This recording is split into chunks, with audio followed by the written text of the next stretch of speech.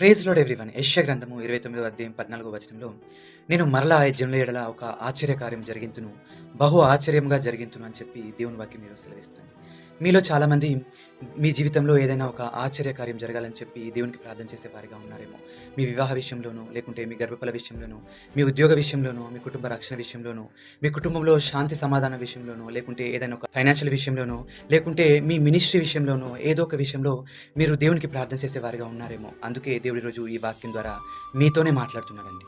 నేను మీ జీవితంలో ఒక ఆశ్చర్యకార్యం జరిగింతును, అది బహు ఆశ్చర్యంగా జరిగింతును అని మీ జీవితంలో మీరు ఎంతకాలమో దాని గురించి ప్రార్థన చేసినప్పటికీ దానికి మీరు ఆన్సర్ పొందలేకపోయేవారిగా ఉన్నారేమో. కానీ మీ జీవితంలో దేవుడు అంటున్నాడండి, నేను చేసే ఆ కార్యం చూసిన వారు ఏంటి వీరి జీవితంలో ఈ కార్యం జరిగింది, అసలు ఇది ఎలా సాధ్యమని చెప్పి అనుకునేలాగా అది బహు ఆశ్చర్యకారంగా నేను నీ జీవితంలో జరిగిస్తానని చెప్పి దేవుడు ఈరోజు మీతోనే చెప్తున్నాడండి. అటు కృప దేవుడు మనందరికీ దయచేయును.